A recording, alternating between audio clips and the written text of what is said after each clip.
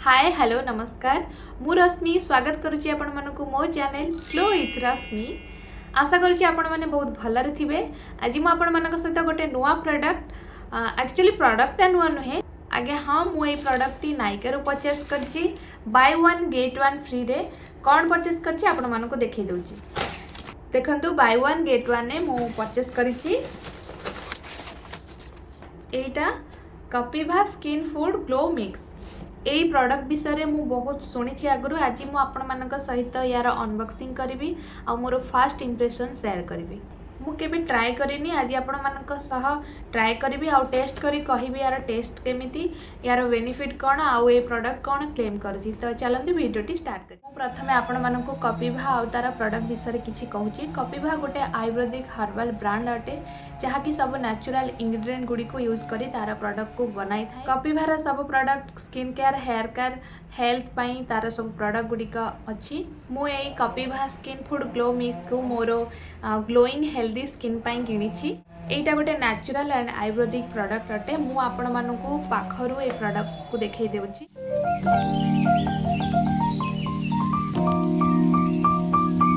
Friends आपण मैंने देखिपे एते भल नीट एंड क्लीन पैकेजिंग बहुत सिंपल एंड एलिगेंट। यहाँ हूँ तार मेन पैकेट एमती आपण मानक 30टा साचे मिलिबो। एथिरे जो पाउडर अच्छी आपण को पानी रे मिसाई डेली गोटे गोटे पैकेट पीबे। आउ एथिरे गोटे कार्ड भी दि जाइछि सबो इन्फॉर्मेशन अच्छी केमिति यूज करेंगे आउ तार बेनिफिट कौन आग को वीडियो रे मु आपण मानक कहबी।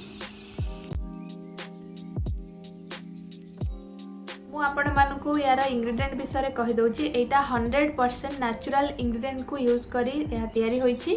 रोज शतावरी एंड पोमोग्रेनेट माने एटा यार मेन इंग्रेडिएंट एटा यार फ्लेवर अटे। एथिरे सब नेचुरल इंग्रेडिएंट अच्छी। ये आपनक स्किन को हाइड्रेशन एंड नरिशमेंट दबो। गोटे glowing even tone radiant skin पाइबारे ये हेल्प करिवो जहाँ कि ये प्रोडक्ट क्लेम करुछि। ये प्रोडक्ट क्लेम करुछि कि आपनक स्किन ग्लो करिवो। ऑन इवन टोन स्किन माने स्किन जो सब दाग थिबो ताकू ये हटाइबारे हेल्प करिवो आउ कोलाजन को इंप्रूव करिवो। मु एबे आपण मानकु कहूछि आपण माने आकु केमिति यूज करिवे। एथिरे लेखा अछि कि आफ्टरनून टाइम माने आपण लंच करि साइला परे आकु कंज्यूम करिवे। बेस्ट टाइम आपण लंच करिवार 2-3 घंटा परे आपण आकु पी पारिबे। आउ एक खाली पेटरे आपण आकु पीबे नाही। एथिरे लेखा अछि कि 100 ml वाटर माने 100 ml रो पानी आपण नेबे आउ एथिरो गोटे पैकेट नेबे पानी रे मिसई आपण पी पारिबे। किंतु आपण आपनक टेस्ट अनुसार पानी नै पारिबे। गोटे ग्लास पानी रे गोटे पैकेट को नै कि पी पारिबे। हाँ आउ गोटे कथा भी लिखा आज जिते स्टार्टिंग आपण आपको पीबे स्टार्टिंग रो फास्ट 4 दिन आपण गोटे पैकेट रो अधा यूज करेंगे। माने गोटे पैकेट 2 दिन जीव। स्टार्टिंग 4 दिन 2टा पैकेट जीव। जिते बड़े 5 दिन हो फास्ट 4 दिन गोटे पैकेट रो अधा अधा। जिते 5 दिन हो आपण गोटे ग्लास पानी रे गोटे पैकेट पकईकी पीबे। देखो कहीं मुझे कहीदे जितेबाला आम कि नुआ प्रोडक्ट आम बॉडी बा स्किन आम ट्राए करें आमको जना न था से प्रोडक्ट आमको सूट कर कि न कर स्टार्टिंग रू आम ताकू धीरे धीरे आम बॉडी बा स्किन फ्रेंडली करने को पड़े। जोटा कपिभा पूरा मेंशन करिछि मते बहुत भल लागिला। आई होप मु जहाँ कहूँ आपण मैंने बुझीपारे मो कथा। जेहेतु आज मोर प्रथम दिन मु आपण मानक देखे दूची मु केमिति यूज करी आउ तार टेस्ट मध्य आपण को कहबी।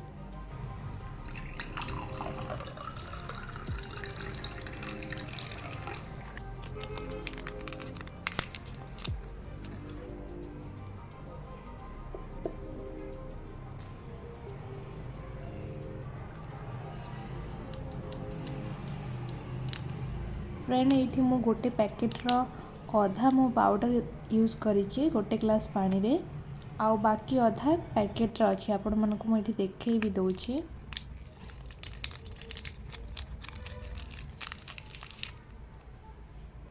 आपण देखि पाउथिबे पैकेट रे आउ किछि पाउडर अछि तापर मु सेटा रखि देछि। नेक्स्ट दिन मु यूज करिवि। भल भाबे पानी रे आको मिक्स कर देबे। ये पाउडर रे स्मेल जेमती हर्बाल आयुर्वेदिक जो पाउडर सब आसे तार स्मेल ठीक सेमती थिला आउ यार टेस्ट सेमती ओके ओके थिला। ଏଇଥିରେ ମୁଁ ଗୋଟେ ଗ୍ଲାସ୍ ପାଣିରେ ଅଧା ପ୍ୟାକେଟ୍ ନେଇଥିଲି ତ ମୁଁ ଆକୁ ପିଇ ପାଇଲି। ନେକ୍ସଟ ଟାଇମ୍ ଯେତେବେଳେ ମୁଁ ପିଇବି ପାଣିର କ୍ୱାଣ୍ଟିଟିକୁ ବଢ଼େଇ ଦେବି ଆଉ ଗୋଟେ ପ୍ୟାକେଟ୍କୁ ନେଇକି ମୁଁ ପିଇବି, ନହେଲେ ମୋ ପାଇଁ ଟିକେ ବେଶୀ ହେଭି ହେଇଯିବ। ତ ଆପଣ ଆପଣଙ୍କ ଇଚ୍ଛାରେ ବି ପାଣିର କ୍ୱାଣ୍ଟିଟି କମ୍ ବେଶୀ କରିପାରିବେ। ଏଇଠି ଆପଣ ଦେଖିପାରୁଥିବେ ଏଥିରେ ଲେଖା ଅଛି ଯେ ପ୍ରଥମେ 2 ରୁ 4 ସପ୍ତାହରେ ଆପଣଙ୍କ ସ୍କିନ୍ ହାଇଡ୍ରେଟ୍ ଫିଲ୍ ହେବ। 4 ରୁ 6 ସପ୍ତାହ ମଧ୍ୟରେ ବେଟର୍ ସ୍କିନ୍ ଟେକ୍ସଚର୍ ଆପଣ ଦେଖିପାରିବେ ଆପଣଙ୍କ ସ୍କିନ୍ରେ। ଆଉ 6 ରୁ 8 ସପ୍ତାହରେ ଆପଣଙ୍କର ଯେଉଁ ଦାଗ ଥିବ ପିଗମେଣ୍ଟେସନ୍ ସବୁ ରିଡ୍ୟୁସ୍ କରିବ, ମାନେ ଯାହା ସବୁ ଦାଗ ଥିବ ତାକୁ କ୍ଲିୟର୍ କରିବାରେ ଇଏ ହେଲ୍ପ କରିବ।